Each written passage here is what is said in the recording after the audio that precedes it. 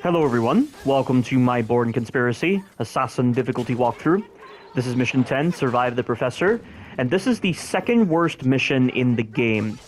So this level is meant to be a reimagining of the fight that Bourne has against the Professor in the same area, only in the Bourne identity, he didn't even get into a fist fight with the Professor. He just managed to get a lucky shot on the Professor, and that's how the Professor's life is ended.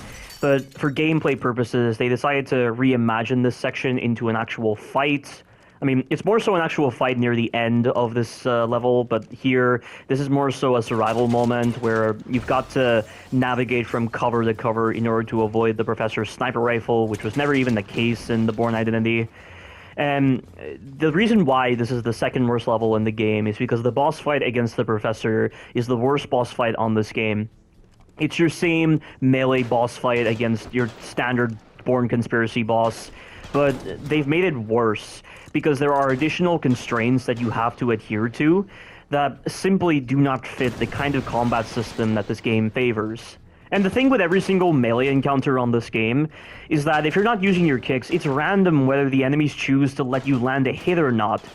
And because of how random it can be with the enemies, with whether they choose to block you or not, that if you're going to be putting in some kind of time limit on a fight, you should be given plenty of time because you should not be at the mercy of random variables. But the thing with the Professor's boss fight is that the time limit that they give you to actually finish off the Professor in melee combat simply isn't enough. They do not give you enough time to actually deal with the Professor, and he has the same moveset as Castell and Mannheim, because he's a Treadstone agent, so he loves to do a lot of these kick moves that just allow him to bypass your ability to do kicks on him, because the kicks are the only move that you have that can hit him 100% of the time as long as you connect. The kicks are unblockable. But when he's given moves that just allow him to bypass that range, you're simply not given enough time to do kicks against the Professor. And so, combine this with the lack of time given for this fight, and you are at the mercy of so many random variables in this encounter.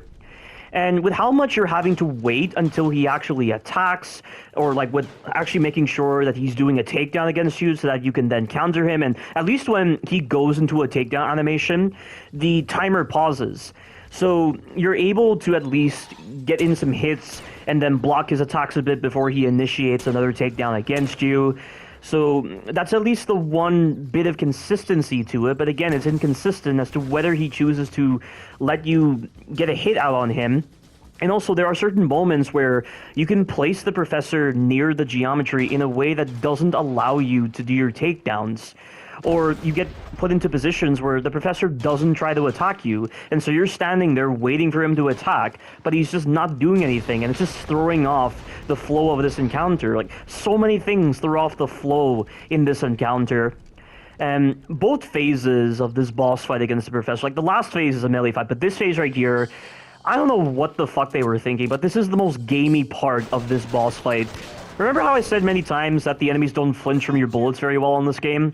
Well, that issue is going to be even more of a problem in this boss fight, because you are barely provided any cover on the second floor, and while you're busy shooting the Professor, he's just shrugging off your bullets because he's somehow superhuman, and he's not wearing any kind of special body armor or anything. He's in standard clothing, like standard clothing that doesn't shield you from gunfire. Yet he's able to take almost as much punishment from gunfire as the Terminator from the Terminator series. What the fuck is this shit about?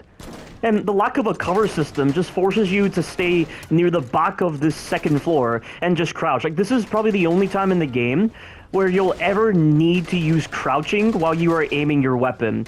And the problem with crouching while you are aiming your weapon is that you cannot remain crouched while moving when you have your weapon out. The moment you decide to move, Bourne will just stand up in order to move. He doesn't remain in his crouch position. And this can be a problem because anytime Bourne decides to stand up, he's opening himself up to being shot by the Professor. So you have to pick your spots carefully in this fight right here because of gamey designs, and you've got to pay attention to where the Professor is if you want to deal damage to him, but at the same time keep yourself safe. and this takes longer than it should. And you'd expect that takedown that I did against him, where I shot that hay bale and it fell right on top of him, you'd expect that to do so much damage against him, but it doesn't. And I run out of ammo, so now I'm gonna have to come over here, get some additional shotgun ammo, and he nearly killed me right there. Like, it's just, there's too many random variables to this fight that are just completely unnecessary, and they don't benefit the skill aspect at all. It's just, you are at the mercy of the game. Like, this is not a good fight. This is not a good standard. This is not a good schema to use for a boss fight.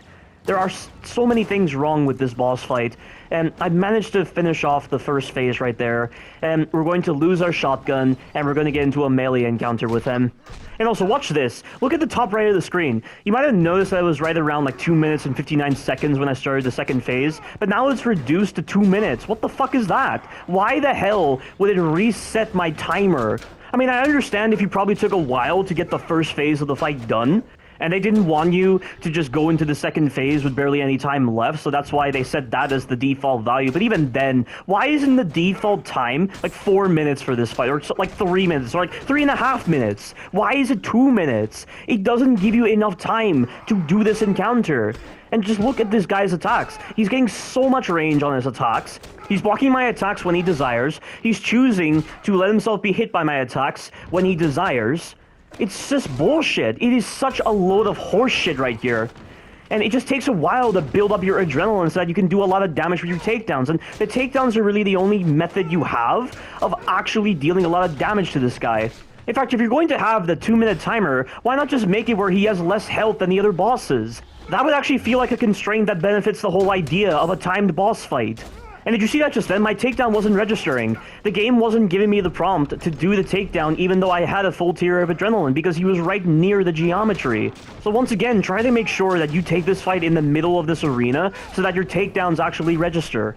But the constraints that I've just acknowledged with reducing his health or giving you a generous amount of time to do this kind of fight, this feels like a standard. This is a standard that games need to adhere to make these fights balanced and not be reliant upon stupid random variables or just making the characters seem like fucking idiots. And the funny thing is, once you deal enough damage to this guy and you deplete his health, you take the fight outside. Why couldn't we take this fight outside? Why could we not just simply do a takedown near the part of the wall that is actually destructible so that we could then bypass this bullshit timer?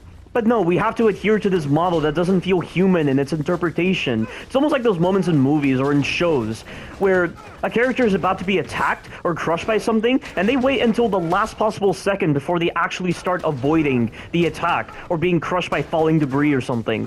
Like, this is what it feels like right here. This is so fucking stupid. Like, look at this. 29 seconds left, and this guy is not even attacking me because he's right near the geometry, and luckily for me, I was able to get that takedown just then. And I put him right into fire. Why didn't he take fire damage? Why isn't he already done by now? Like, why is this timer not so generous? Why is it not befitting for this kind of combat system and the help that they've set up for myself and the professor? Like, there are so many unintelligent design choices that should have been avoidable. That's the thing, they should have been avoidable. But no, apparently they just settled on this and they didn't even bother playtesting this section properly. I mean, look at this. I have 9 seconds left right here, and I managed to get this fight done with 3 seconds left. I scraped through this section by the skin of my teeth, but not in a way that was earned. This was not earned. This is just trash. This is fucking garbage. And having done that scatterbrain section, we now have some QTEs to do, and once we've done these QTEs, this will conclude this terrible part of the game. This is why this is the second worst mission in the game, because of the problems that I've just listed. Stay tuned for the last mission of the game. Thank you all for watching, and you take care now.